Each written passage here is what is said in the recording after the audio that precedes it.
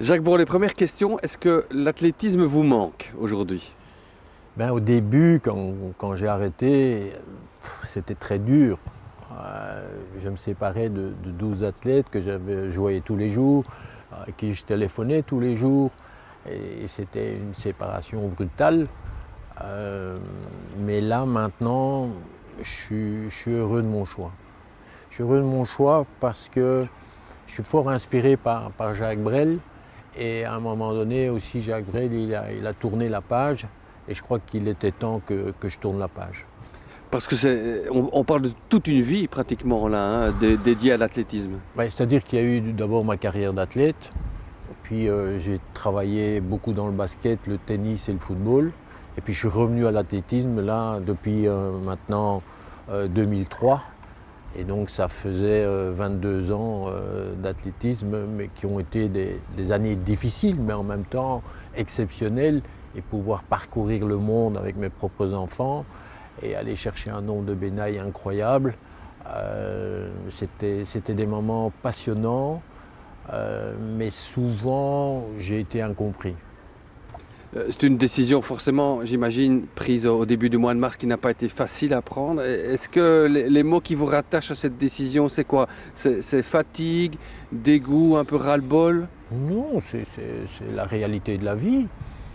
J'ai été éjecté de la fédération, il faut dire ce qui est, fin août, après les Jeux Olympiques. Et donc j'avais plus du tout de rémunération. Et je continuais coûte que coûte à donner 30 heures par semaine, mais ce n'était plus viable et je mettais ma santé en péril. Puis je suis un homme d'action et il fallait que je tourne la page. Et voilà, j'ai tourné la page. Ça a été difficile, mais là, ça va bien. On ne va pas s'apesantir trop longtemps là-dessus, mais votre vie de coach a été aussi parsemée, et on ne va pas faire le détail de polémiques avec la Fédé, mais est-ce que tout ça a été usant? On peut dire que ça a usé l'homme que vous êtes et le coach Non, que vous étiez? non, je ne peux pas dire, j'ai encore la pêche. C'est terrible, c'est même un peu effrayant. Mais c'est un de mes grands regrets, mais globalement de la Belgique. Vous savez, le Belge, il ne sait pas faire confiance. On a toujours été sous tutelle, que ce soit les Espagnols, les Hollandais, les Français, et on n'a pas beaucoup de fierté. Et donc, quand vous réussissez dans votre propre cocoon, on ne vous fait pas confiance. Et ce manque de confiance se traduit quasiment auprès de tous les coachs qui font des résultats en Belgique. Vous prenez un De Decker, un Wim van de Ven, un Damiano Matusani. C'est une vraie problématique parce que quand vous devez faire des résultats, vous devez avoir beaucoup d'humilité. Et dans cette humilité, vous voyez que tous ces coachs doivent cogner très dur parce qu'il y a une sorte d'incompréhension au mécanisme de la réussite.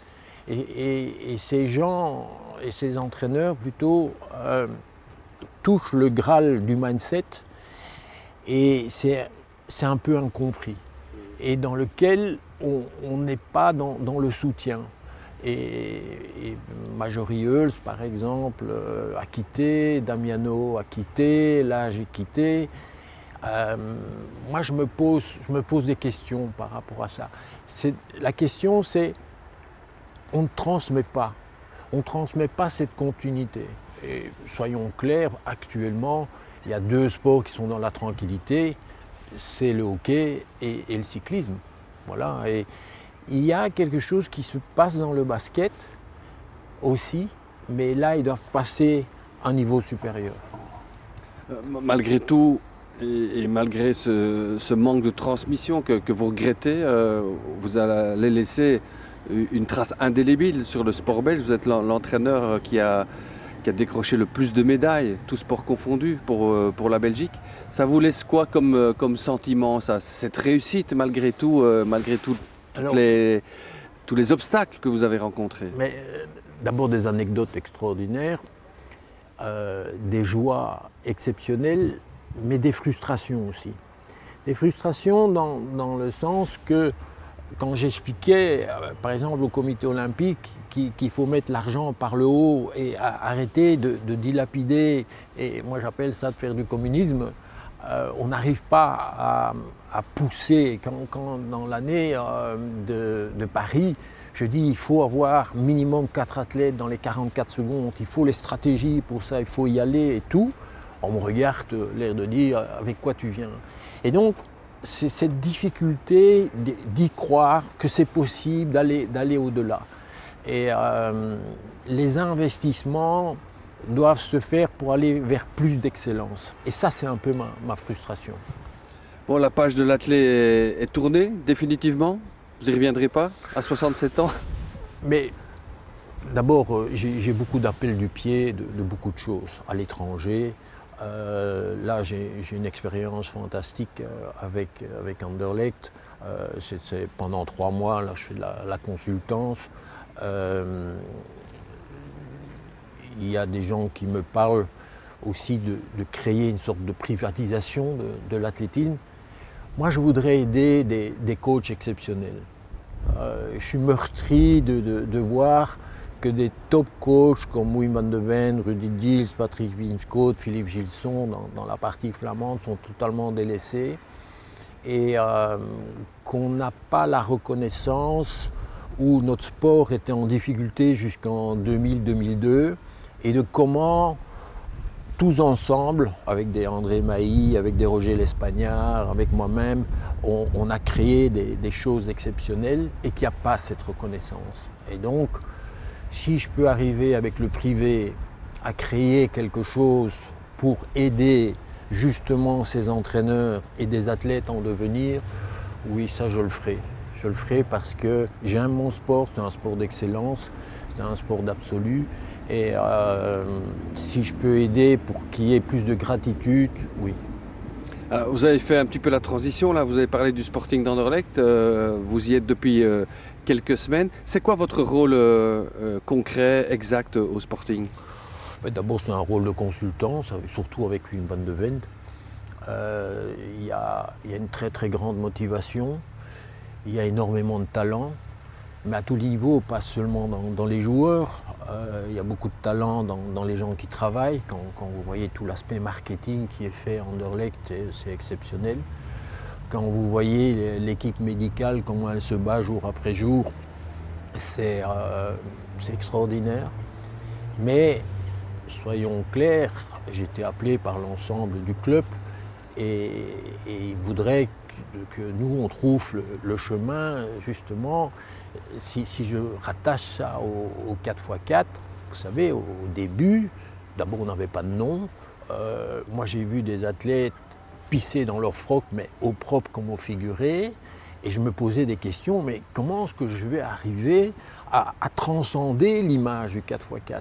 Et il y a eu différents moments, comme en 2013 où j'ai réuni Sport Vlaanderen, l'ADEPS, Comité olympique, tous les entraîneurs, j'ai dévoilé les philosophies, les valeurs, les entraînements, puis j'ai continué à communiquer. Et puis il y a eu une idée géniale de Luc Verzel, le patron de Crélan, qui a dit tu dois trouver un nom. Et on a fait un appel au public, on a eu 750 propositions et on a retenu Tornados, vent violent de courte durée. Et ça a créé un mindset complètement dingue qui s'est concrétisé contre les Américains où on était dans le même hôtel qu'eux l'année dernière et ils me téléphonent à un moment donné, ouais, Noah Lyles va courir. Je dis, mais tant mieux, occupez-vous de vous, nous on va s'occuper de nous. Et donc, d'un moment de trouille qu'on était les Tornados, on a fait en sorte qu'on ait peur de nous.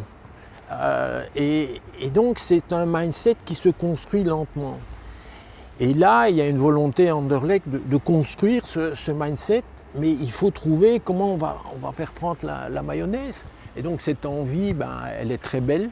Voilà, moi je trouve ça très très beau. Il y a des grandes compétences. Maintenant, nous sommes des gens d'amour, les êtres humains, des gens de frôlement. Et c'est pas simple de vivre ensemble. Et là, c'est une grande famille, avec 30 joueurs, tous les kinés, tout le staff de marketing. Et il faut faire en sorte que tout le monde soit en considération. Tout le monde se respecte. C'est pas simple. Mais c'est un très très beau challenge et dans lequel on demande à Wim van de Ven et à moi-même d'en faire une expertise et de faire des propositions. Donc c'est un travail sur le plan psychologique, mental que vous êtes amené à faire avec les joueurs du Sporting d'Anderlecht, entre autres. C'est d'abord un constat et c'est comment de chaque élément vous pouvez l'améliorer, mais ça ne sert à rien d'améliorer quelque chose s'il n'y a pas une entente entre tout le monde, une façon de faire, une façon d'envie de se sublimer. Vous savez, un sportif, il veut toujours mouiller son maillot, toujours. Il a envie de gagner. Mais ça ne veut rien dire, ouais, on va aller là pour gagner. Non, c'est comment on crée les processus, comment on crée cette tranquillité qui fait qu'on est prêt à se dépasser, à aller au-delà de soi-même et de le faire en groupe. C'est ça qui est passionnant, vous savez, dans le 4x4, c'est 4 adversaires. À la limite, ils se détestent. Et donc, vous devez en faire une équipe et vous devez leur dire, c'est la course des seigneurs. Et j'ai une grande admiration pour Patrick Lefebvre quand il a créé le Wolfpack avec ses cyclistes et comment il a fait en sorte qu'il a transcendé ces cyclistes et il a fait basculer souvent la victoire du bon côté. L'effet de meute en quelque sorte. Tout à fait. Et même chose chez les Tornados, on a gagné parfois sur 5 cm la médaille ou 60 cm et on faisait basculer du bon côté. Voilà, c'est une construction, c'est facile à dire, c'est assez dur à mettre en place et on demande l'expérience de Wim et de moi-même pour voir comment on peut les aider. Mais ça veut dire qu'ils ont une très grande motivation. Parce que vous faisiez référence aux coureurs du 4x4 qui au début faisaient un petit peu dans leur froc. À Anderlecht, il n'y a plus grand monde qui a peur du Sporting d'Anderlecht aujourd'hui. Est-ce que c'est l'âme qui manque un peu dans ce club, dans cette équipe qu'il faut retrouver? C'est-à-dire que c'est le plus grand club de Belgique, vous en faites ce que vous voulez. Et donc il y a une pression par rapport à ça. Vous savez, vous faites la moindre chose là-bas, vous avez 10 journalistes qui vous téléphonent. Donc, on parle tout le temps d'Anderlecht. Et de cette pression, il faut en faire une force. Et donc, c'est quelque chose qui se construit jour après jour par des attitudes, par des façons de faire. Et il faut essayer de le changer. Je vais vous raconter une anecdote. Quand j'étais dans le basket, il fallait qu'on gagne les 3 derniers matchs ou sinon on était descendant avec les Atomics en 1996. Et il y a le président qui vient chez moi et il dit oh, il faut un psychologue pour les joueurs. Je dis non, il faut un psychologue pour les dirigeants. Et pourquoi il fallait un psychologue pour les dirigeants? Pour qu'on pense ensemble positivement et qu'on se renforce tous l'un l'autre. Voilà, et c'est ça qu'on doit essayer de créer. Et pour l'anecdote, on a gagné les 3 derniers matchs. Parce qu'on a changé d'attitude et on a trouvé le lien entre tout le monde. Il faut savoir, et c'est peut-être aussi une de mes frustrations en athlétisme, c'est que ce sont des groupuscules qui ont fait des grands résultats. Des gens qui avaient une soif, une envie de faire des grandes choses. Et il faudrait qu'au niveau de l'athlétisme, ça se passe plus dans une concertation. Ici, c'est ce que demandent les gens d'Anderlecht, comment dans cette concertation, on va aller revenir au grand Anderlecht. Et c'est tout à fait possible. C'est ça qu'il faut dire. It's possible, on peut changer les choses. Et pour ça, il faut de l'innovation, il faut de la joie, il faut du plaisir et l'envie de se transcender jour après jour. Votre travail, il n'est pas, j'imagine bien, sur le court-termisme ici. Non. Ça va aller au-delà et la préparation de la saison prochaine. Tout à fait. Ouais. Encore un petit mot de ce Sporting d'Anderlecht, qui est, c'est vrai, sur le plan du palmarès, le plus grand club de Belgique. Et vous parlez beaucoup du mental, de ce qu'il faut ramener au club. Dans la tête, hein. Toujours. Hein. Ça se passe aussi parfois dans les jambes. C'est vrai qu'il y a beaucoup de joueurs. Qu'est-ce que l'athlétisme peut apporter au foot, justement? On parle beaucoup de data dans le monde du foot, peut-être un petit peu trop. Et il y a des points que l'athlétisme peut sans doute apporter au football. Mais dans le sport en général, vous savez, c'est sûr que les data, c'est fondamental, puisque c'est tout le rationnel. Mais si vous ne transformez pas ça en une sensation, vos datas ne servent strictement à rien. Pourquoi? C'est parce que si vous commencez à penser, à ne pas vous libérer, c'est du rationnel, c'est lent. Par contre, une sensation, c'est quelque chose de très rapide. Et donc, c'est cette faculté pour les entraîneurs d'avoir une multitude d'informations et de pouvoir synthétiser et donner une sensation. Je vais vous dire quelque chose d'étonnant, mais la plupart du temps, quand je pouvais raconter la course du 4x4, idéalement sur ce qui allait se passer, on prenait une médaille. Parce qu'on tranquillisait. Quand Kevin fait champion d'Europe en 2010, je lui dis, aux 200 mètres, tu vas avoir Leslie Jones à ta hauteur. Mais donc, j'imagine le futur. Et quand c'est comme ça... Visualiser. Ben oui, on visualise, on raconte quelque chose. Quelqu'un qui était extraordinaire, c'était Raymond Goethals. Cette faculté qu'il avait, lui, c'était l'ancien des data. Hein. Il avait des informations sur tout le monde. Et il transformait ça en une sensation. C'est pas simple, c'est travailler sur les resets positifs, c'est éviter absolument les resets négatifs et c'est construire dans ce positivisme. Le dernier point sur le Sporting d'Anderlecht et sur ce que l'athlétisme peut peut-être amener au foot et aux footballeurs dont vous êtes en charge aujourd'hui au Sporting, c'est le mot vitesse. La vitesse, c'est peut-être ce qui fait toute la différence aujourd'hui dans le foot moderne. Oui. Vous allez travailler là-dessus sur l'aspect physiologique aussi? Oui, ce matin j'étais encore avec les kinés pour parler de ça. Pour parler de toutes les techniques sur les fascias, libérer l'articulaire, musculaire, sur le travail du temps de contact. Et donc c'est un très chouette échange qu'on a avec le préparateur physique, avec les kinés. Maintenant, ce qui va être important, c'est comment on va créer cette programmation pour le futur et faire en sorte qu'ils aient une condition physique incroyable, qu'ils puissent répéter les efforts de façon inimaginable. Et tout ça, il faudra venir avec de la technologie, de l'innovation et montrer qu'on peut être meilleur que des grands clubs dans la structuration. Ça, c'est pour la saison prochaine. Ouais. On va revenir aux Tornados et à vos souvenirs, Jacques, parce que c'est vrai que, je l'ai dit tout à l'heure, c'est plus de 30 médailles dans votre carrière que vous a aidé à apporter à l'athlétisme belge, à la fois en individuel et au niveau des Tornados. Les Tornados, c'est 21 médailles en 36 finales, on le rappelle. Quel souvenir vous avez de la première participation, les JO de Pékin? Ça rappelle sans doute un souvenir incroyable, ça. Oui, ça c'est... D'abord, ça se passe en 2007. On a les interclubs et je dis à Kevin, tu dois faire le 4x4 pour préparer ta saison parce que Kevin et Joe étaient les grands favoris pour être champion junior. Et je dis, tu dois faire le 4x4. Et puis le 4x4 doit démarrer et notre équipe n'entend pas le prêt et l'athlète ne part pas.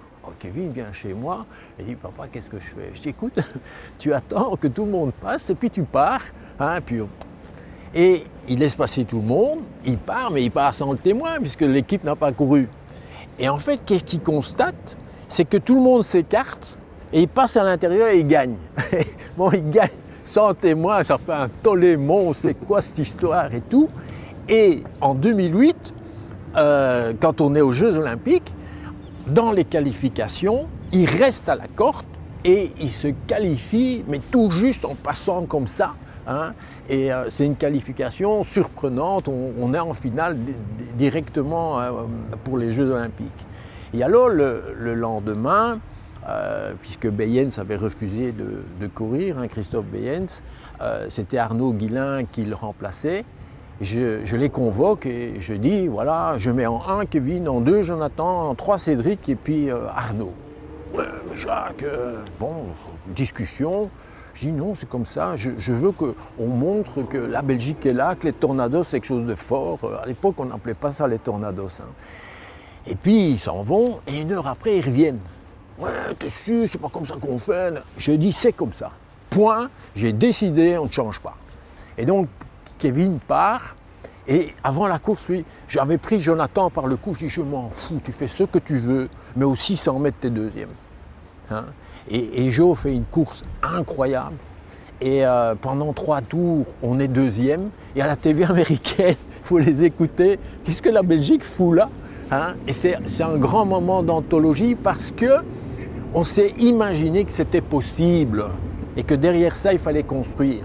Ce qui a été difficile, c'est qu'on a fait quand même des médailles en 2010, mais Cédric a stoppé, Cédric Van Brantenghem, qui est maintenant le CEO du comité olympique, a stoppé sa carrière et il fallait reconstruire. Et on a eu 3-4 années assez difficiles.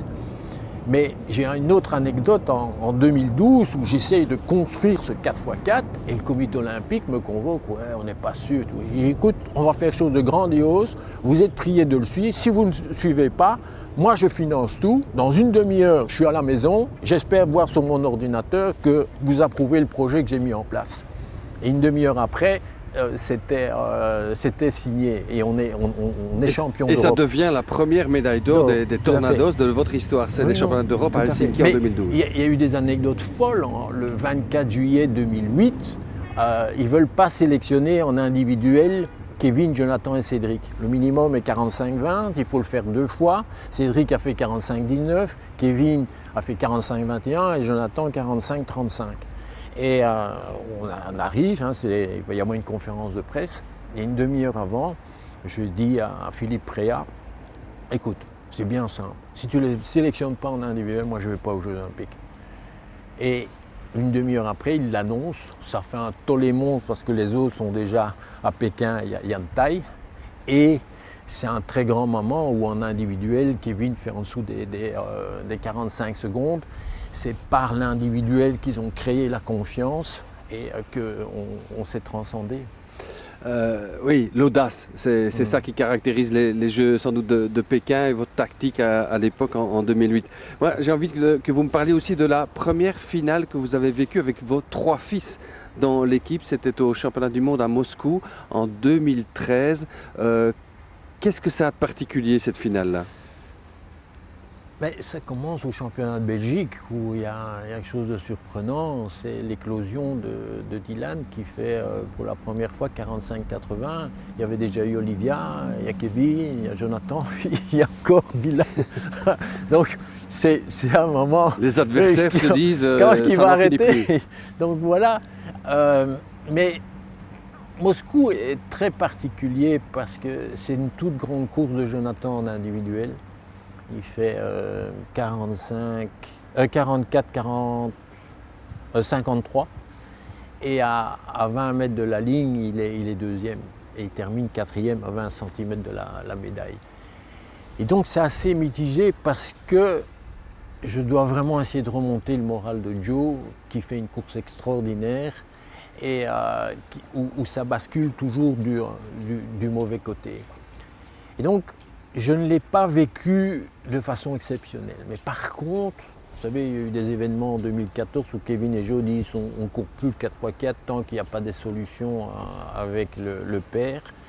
Et on se retrouve en 2015 à Prague où Dylan fait la médaille d'argent au championnat d'Europe. Et ils font une course d'anthologie dans le 4x4 et ils battent le record d'Europe. Et ça, c'est un très grand moment avec Julien Watrin, où là, c'est vraiment la grande envolée des Tornados qui, depuis ce moment-là, année après année, on faisait des médailles. 2015, l'Euro Indoor de Prague avec la médaille individuelle de Dylan et vos 3 fils dans le titre européen, ça reste un moment clé. Oui, et puis quand Dylan fait la médaille, je sais que Kevin et Joe restent dans leur chambre pour se préserver pour le relais qui a lieu le lendemain, mais je sais qu'ils sautent comme des dingues sur le lit, ils sont d'une joie exceptionnelle. Quelle est la course dont vous êtes le plus fier avec le recul ? Je pense que c'est la dernière, c'est Paris. Paris a été très dur. On fait champion du monde en battant les Américains, on fait champion d'Europe dans lequel on est favori, on maîtrise à merveille. Et sur Paris, on sent qu'on peut faire chose. Et il faut dire les choses telles qu'elles sont, c'est peut-être un peu dur, mais on a très mal géré les processus. Il y a eu des problèmes terribles dans le mixte et dans lequel Carole n'a pas été soutenue. Carole Bam. Oui, elle n'a pas été soutenue alors qu'elle avait pris des bonnes décisions, je la soutenais à fond, mais ça a créé des tensions. Et derrière ça, Alexander arrête en demi-finale, Alexander Dome. Et puis, on ne sait pas s'il va courir. Et alors les médecins, trois jours avant, disent on pense qu'il va pouvoir courir, qu'on va pouvoir faire une piqûre pour pouvoir amoindrir la douleur. Ok, moi je ne demandais rien. Et puis à midi, le jour de la course, on nous dit on ne fait rien. Et donc il ne sait pas courir. Alors je dois remonter, on doit rester calme, on doit être en adaptatif, relativiser les situations. Et puis à 3 heures, on revient. Ah, on va quand même faire le traitement parce qu'on peut, tout est OK, tout ça, pour les contrôles antidopage. Voilà. Bon, OK. Je fais un briefing, je pense, très fort. Et je dis, si Alexander ne court pas, c'est Kevin qui va terminer. Et puis on fait tout l'échauffement, tout se passe bien, on sent qu'on peut aller vers la médaille. Et 5 minutes avant la rentrée dans la chambre d'appel, Alexander se blesse là, définitivement. Alors d'abord, moi je m'écroule, je vois mes 2 fils aussi s'écrouler. On dit ouf, c'est fini. Et je ne sais pas ce qui me prend, mais j'arrive à me transcender, à les motiver, à décider que je ne mets pas Kevin en dernier, mais je mets Dylan et Kevin ensemble pour qu'ils se connectent. Je trouve un discours en leur disant, écoutez, on s'entraîne comme des fous pour des finales olympiques, on y est, maintenant on va y aller, on va aller avec son cœur, on va se déchaîner. Et ils sont extraordinaires et on bat le record de Belgique. Et Florent Mabille a été fantastique, absolument fantastique. Je l'avais mis dans une position difficile et il a maîtrisé de façon colossale. Et je pense que ça, c'est dans une situation très très difficile, c'est un de mes plus grands coachings. Oui, cette finale des Jeux de Paris. 4e place, ça a collé à la peau aux Jeux Olympiques au Tornados. Et pourtant, vous l'avez dit, c'est 5 participations aux Jeux. Quasiment tout le temps à la 4e place, à une exception près, à la 5e place, mais avec 4 records de Belgique, oui. Ça veut dire qu'il n'y avait pas moyen de faire mieux. Mais est-ce que ça ne reste pas le regret de votre carrière de coach, cette médaille olympique qui n'est pas autour du cou? Oui, peut-être quelque part, c'est un regret, mais c'est aussi la beauté du sport. C'est qu'à un moment donné, vous donnez le meilleur de vous-même, vous battez le record de Belgique, et il y a des gens qui sont meilleurs que vous. Vous devez l'accepter aussi. Voilà. Alors c'est sûr que ça aurait été mieux avec une breloque, comme dit Philippe Van de Weyer. Mais je ne pense pas que c'est un regret. Je pense qu'on a fait de belles choses, qu'on a fait rêver la Belgique, qu'on a eu des moments très forts. Oui, on a eu des disputes très très fortes avec une fois la fédération francophone, enfin c'était en permanence avec la fédération francophone, puis quand on est parti chez les Flamands, ça a été un fleuve tranquille, et puis la fin s'est très mal terminée. Je voudrais juste faire passer un message à nos dirigeants, essayez s'il vous plaît de faire en sorte que nos coachs, vous leur fassiez confiance et que vous leur donniez calme, sérénité, parce que c'est comme ça qu'on fait des perfs. Dernière chose, est-ce que l'avenir du 4x4 est assuré selon vous? Est-ce que vous avez réussi, parce que vous avez réussi à créer aussi une émulation incroyable avec des athlètes, on pourrait en citer des dizaines qui sont passés par le relais 4x4 depuis 2007.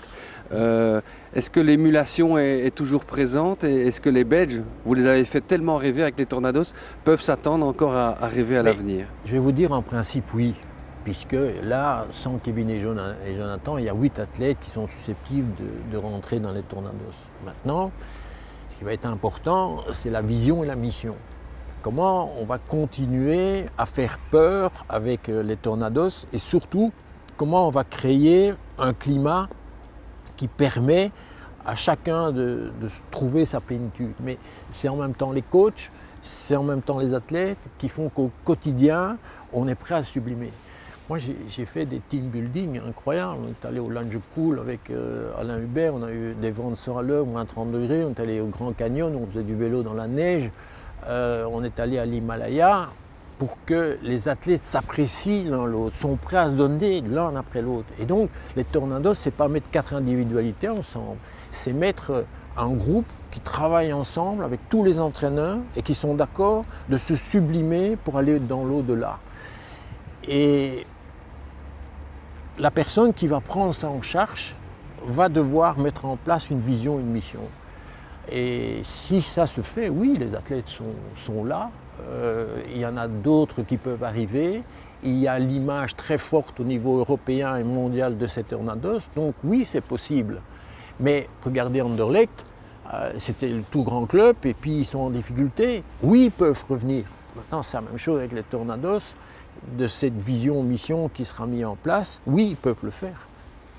Petit mot de conclusion de notre part, au nom de tous les amoureux de l'athlé. On voulait vous dire aussi merci et bravo pour cette formidable moisson de résultats, de médailles et pour le rêve aussi que vous avez sans doute instillé dans l'esprit de beaucoup de gens. Ouais, vous êtes conscient quand même d'avoir marqué l'histoire du sport, Jacques Borello.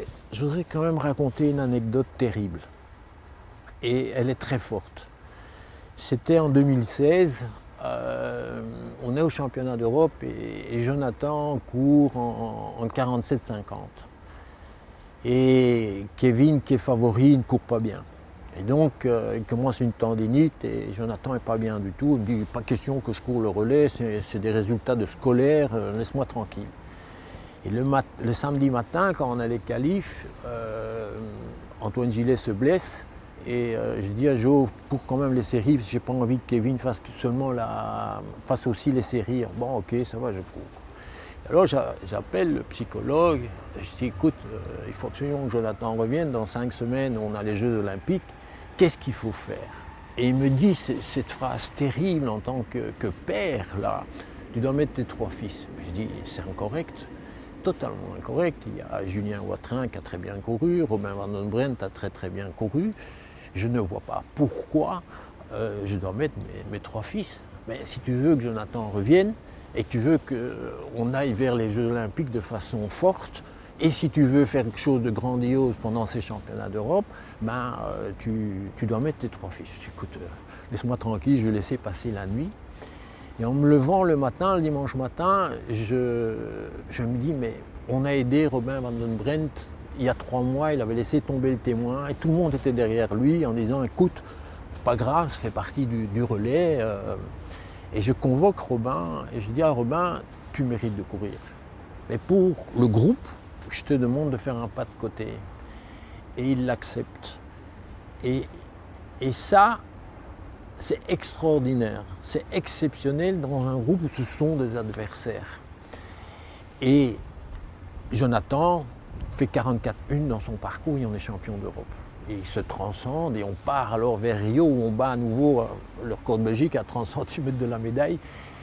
Mais c'est pour vous dire comment des adversaires ont pu se comprendre, s'aimer, même s'ils étaient dans la rivalité. Et en 2019, je me suis battu comme un lion pour que Robin Van den Brent, qui n'avait pas couru de 400, mais que je savais en très grande forme, puisse être sélectionné, parce qu'on avait sélectionné Alexander Dome, qui avait fait 46-22, je crois, au mois de juin, mais au championnat Belgique, il avait fait près de 47 secondes. Et je savais que Robin était capable de courir en 45, 2 ou 3. Et j'ai passé 150 coups de fil pendant le week-end. Et c'est un très grand moment où Paul Raux, qui est patron de Sport Vlaanderen, dit à la fédération flamande, tu sélectionnes cet athlète francophone ou sinon je ne paierai pas le directeur technique dans les prochaines années.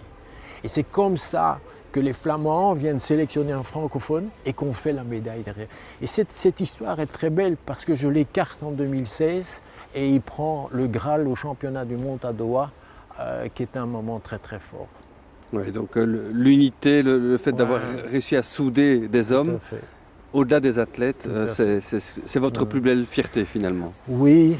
Et puis, vous savez, encore, quand on bat les Américains, vous savez toute l'histoire avec Julien Watrin et son cancer.